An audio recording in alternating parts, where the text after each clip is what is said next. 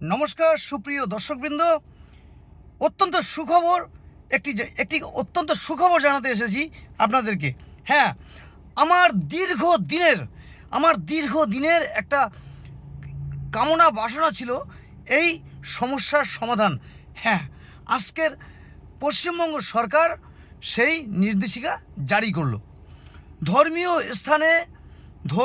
স্থানে loud speaker ভীষণ জোরে বাজানো যাবে না। কোনো ধর্মীয় স্থানে একেবারে বিকট আওয়াজ করে বাজানো যাবে না, একেবারে সম্পূর্ণ নিষিদ্ধ ঘোষণা করলো পশ্চিমবঙ্গ সরকার। আমি যেখানে বসবাস করি, আরে রাতে 1:30টার সময় 2টোর সময় ঘরের ভিতরে ঘুমানোই যায় না, এত জোরে আওয়াজ। এত ধর্মপরায়ণ মানুষ, এত ধর্মের প্রতি ভাব জেগেছে। মানুষ সারাদিন পরিশ্রম করে এসে ঘুমোবে, বা কোনো বয়স্ক মানুষ থাকতে পারে, বা কেউ অসুস্থ থাকতে পারে, আর নয়, দিন শেষ। মসজিদ হোক বা মন্দির হোক, কোথাও নয়, অনেক জোরে বাদ্যবাজনা বাজানো চলবে না। মানুষের অসুবিধা করে এগুলো চলবে না, সম্পূর্ণ নিষিদ্ধ করলো। হ্যাঁ, কোনো বিশেষ পুজোর সময়, বিশেষ ধর্মীয় অনুষ্ঠানের সময় তখন বাজানো যেতে পারে, তাও আবার সীমাবদ্ধতার মধ্যে।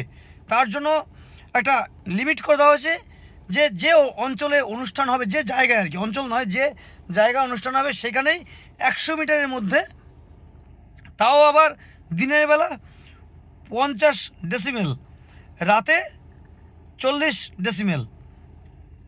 50 ডেসিমেল দিনে, রাতে 40 ডেসিমেল, তাও আবার ওই সময়ে যখন অনুষ্ঠান হবে সেই সময়কার কয়েকটা দিনের জন্য। আদারওয়াইজ কখনো লাউড স্পিকারে ধর্মপ্রচার চলবে না। অনেক দিন আগে প্রয়োজন ছিল এই আইন আনার। আমি খুব খুশি হয়েছি।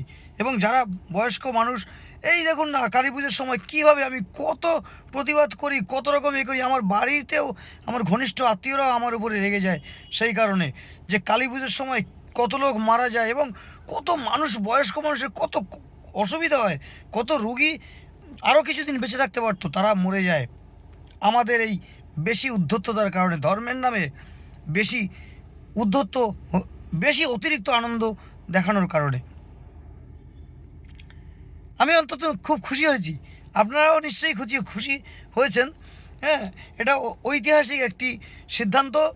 কোনো ধর্মীয় স্থানে জোরে মাইক বাজানো যাবে না। যখন কোনো পরীক্ষা চলবে এবং হাইকোর্টের আশেপাশে সম্পূর্ণ নিষিদ্ধ, পরীক্ষা চলাকালীন কোনো রূপ শব্দ দূষণ করা যাবে না।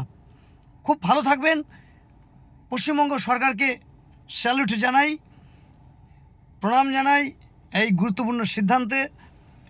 অনেক মানুষের অসুবিধা হতো, আমি প্রতিনিয়ত বাড়িতে বলতাম, এবং আমার ভিতরে এইটা আমি অনুভব করছিলাম যে মানুষ আনন্দ ফুর্তির নামে, কিছু মানুষ ব্যক্তিগত আনন্দ উচ্ছ্বাস করতে গিয়ে অনেক মানুষের অসুবিধা করছিলেন।